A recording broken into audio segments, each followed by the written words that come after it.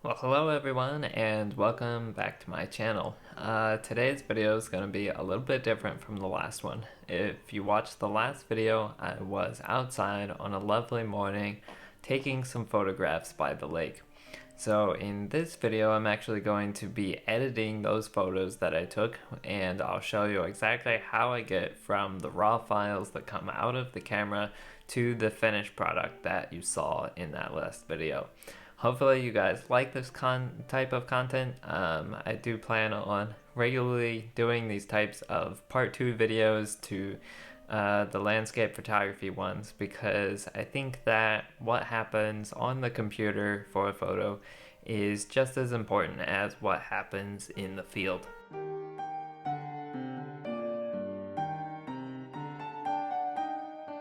If you guys have not watched my last video yet, I will leave a link, so definitely be sure to go check that out before you watch this one, maybe even so that you can see how I took these pictures. But today I've got the pictures on my computer and I've actually gone ahead and edited these. I'm not sure, maybe in the future I'll do kind of first impressions as I'm editing, but for now I think it would be more organized this way if I already know what I want done with them. So I've got the pictures edited already and I'm just going to walk through kind of step by step what I did with them. So the first photograph that I took was this panorama of the lake and sort of these trees in the foreground. And with this picture, it was actually stitched together from a whole set of pictures. So you can see here, I have all of these pictures from that photo shoot in my photo album on the computer, and there's a whole long set of these that I took moving the camera around to stitch together later. This is kind of a cool trick that you can do if you want to use maybe a longer lens than the frame of the picture that you wanted. So you wanted a wider picture with a longer lens, or if you want to get kind of a higher resolution from your image, because it actually comes out much larger when you stitch the images together like this. You can take a whole series of pictures that cover the entire area and then just put them in your photo editor and stitch them together. So I've done that already here. I've stitched together all of these pictures, and at the moment this is a 73 megapixel image, so it's actually very large now. I think the camera takes like 14 megapixel photos, so it's very large. Now if your computer is a little bit slower, you may have to wait a while on an image to process into this, but most photo editors are going to have some sort of a way that you can stitch together a panorama. If you're having trouble with it taking too long, what you can actually do is resize the pictures so that they're a bit smaller before you get started on that. But I've already got that done for us, and if I just uncheck all of the changes that I've made to this photo, you can see this is basically what the original image looked like. And then from there, the first thing that I actually did was I added a new layer, and I went through and removed some items that I thought were a bit distracting. So I've done that just by adding a layer here, taking the in-painting brush and just going over some things that I didn't like. So for example, there's this really blurry twig on the right side of the photo here. I can just paint over that and wait a second and it will remove it. And so I took several things out and zoomed in, looked around a little bit. There was some pieces of trash that were on the beach that I didn't want in the shot. This branch over here, just things like that.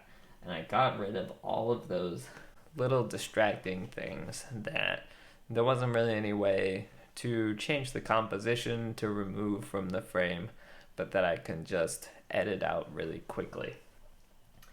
The next thing that I did was I changed the exposure of the image, because you can see right now this is very dark, and so I just brightened it up a bit, and I did that with two different exposure layers.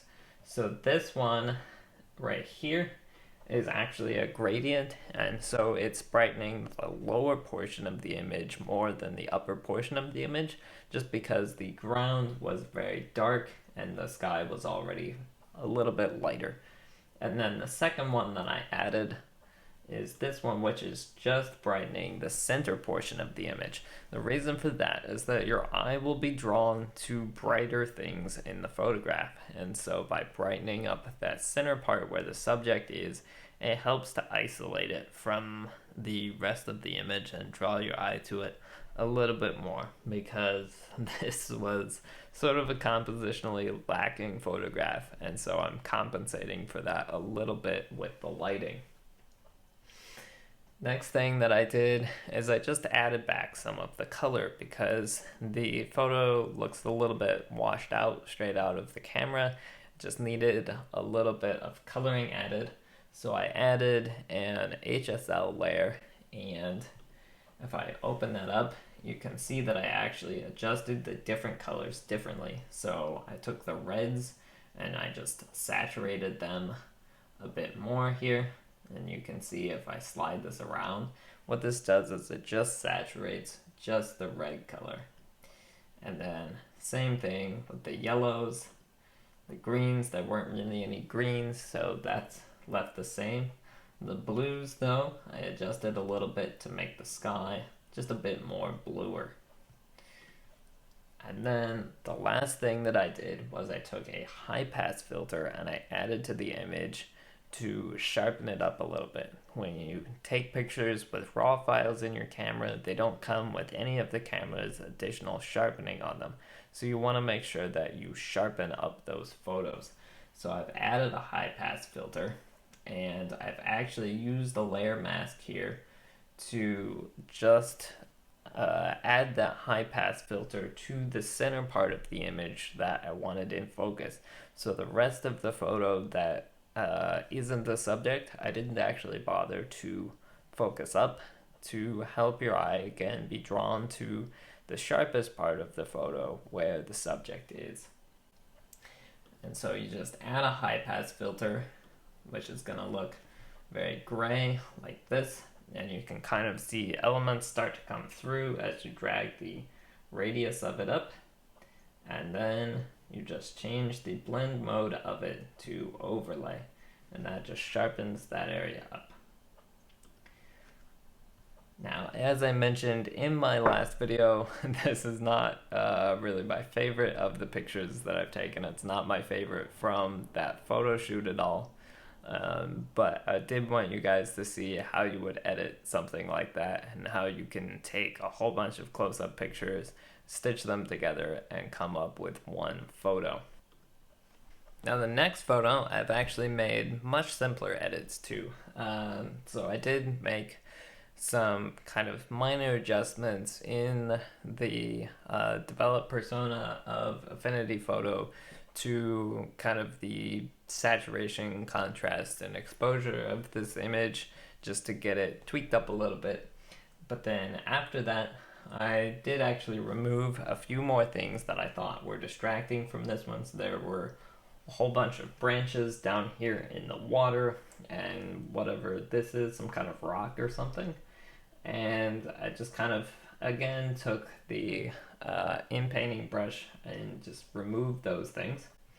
And then I added a high pass filter again to this area with the trees here, which just sharpens those up a little bit so that they look a little bit more in focus. But the main thing that really made a big difference was with this photo was to crop it differently. So in the crop that it just came out of the camera, you have a whole bunch of branches down here at the bottom. You've got a lot of excess sky on a lot of excess water that just really aren't adding anything to the photo. And I don't think it makes it particularly satisfying. I think it's it's too much. It makes the subject look small. And so what I've done is I've actually cropped it with sort of this 3:1 crop here. And if we apply that, you can see it just focuses us in a lot more on the island, as well as getting rid of some of those branches in the water, which there, wasn't any way that I was going to be able to move or really get out of the frame while taking a picture of the island from this angle. And cropped like this as this really wide panorama photo, I think this actually looks fairly good. The next photo, which I think is my personal favorite from the photo shoot, I actually made a pretty good number of adjustments to. So the first thing with this one, again, is I took the inpainting brush and I removed some distracting elements. So you had the same rock right here, and then down at the bottom, we just had a lot of kind of weird twigs poking up out of the water. And I just think those are distracting. They don't really need to be there, but there's no way compositionally with the camera that I'm going to be able to remove those. Now, I know some people will make the argument that you need your pictures to be really accurate, and people go back and forth on that. Personally, I don't really like to add whole elements to my picture, but I'm okay with editing out some small things that I think just clean up the image and make it look a little bit nicer. So this is what the original of this image looks like without any of the adjustments applied. And you can see it's much flattered this way. There's some distracting things. The color of it seems kind of weird. And this is not really, I would say, what the scene actually looked like. So sometimes when you're adjusting your photo, it's not so much to enhance the photo as to make it more accurate to what it looked like while you were there. Next thing that I have done then is I have adjusted the white balance a little bit. So the picture as it stands here is sort of very cool looking, and it was early morning light. It wasn't quite, sunrise anymore, but it was definitely early in the morning. And so I wanted kind of a warmer, redder hue, particularly on the water down here at the bottom. The sky, I want to be blue because it was a blue sky, but the water, I want to be a little bit warmer colored because of the way that the light was coming down and hitting it. And so I just added a white balance adjustment to the water. And that makes it a little bit bluer, a little bit golder, and just looks a lot nicer and a lot more accurate that way.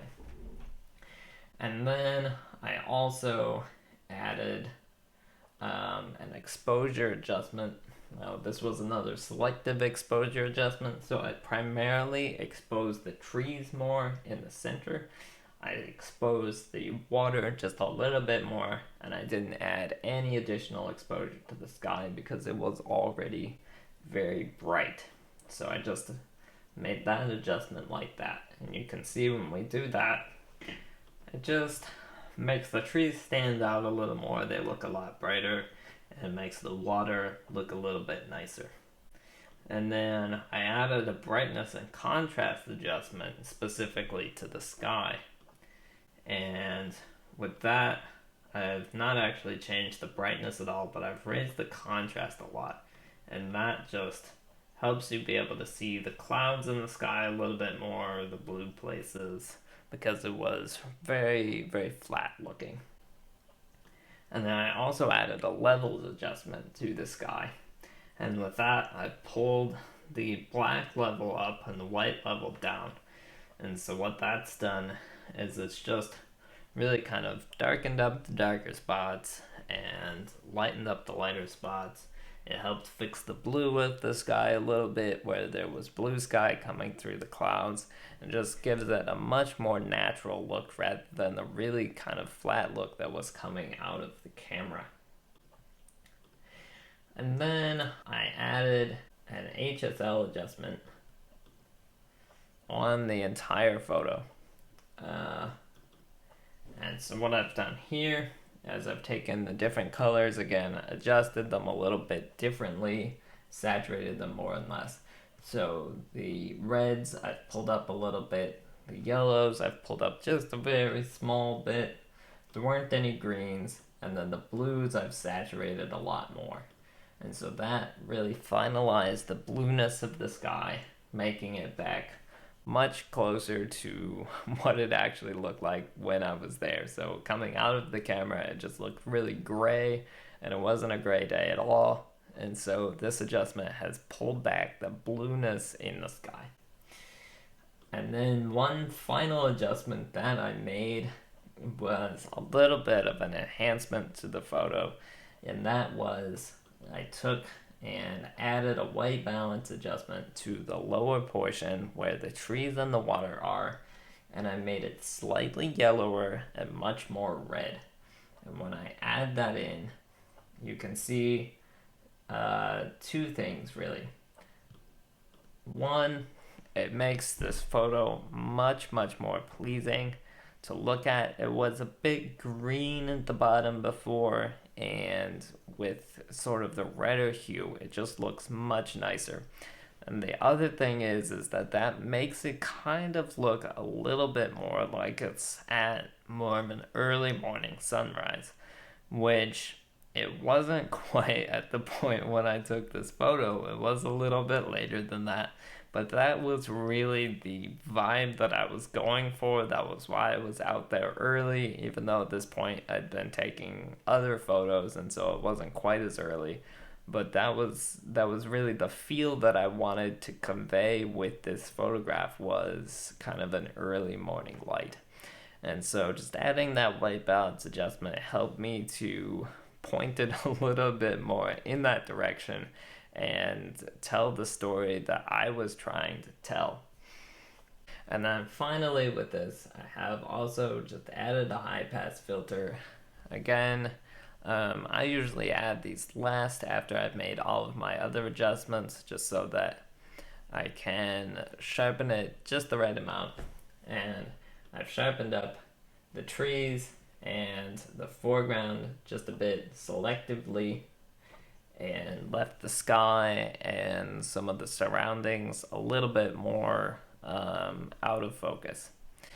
And that's always important to do when you edit raw images. Make sure that you check for any noise and denoise it if needed, and that you check the sharpness of it, add some sort of a high pass filter or a sharpen filter or a clarity filter to it, to make sure that it looks nice and crisp. So that is going to be it for this video. Hopefully you guys enjoyed this. Hopefully this maybe inspires you or helps you a little bit in your photo editing process, and helps you see how you can get from very flat images maybe that come out of your camera to something that looks really nice. Don't forget to like, comment, and subscribe. Let me know what you thought of this video. I know it's a little bit different. Hopefully you enjoyed it, and I will see you guys in the next video.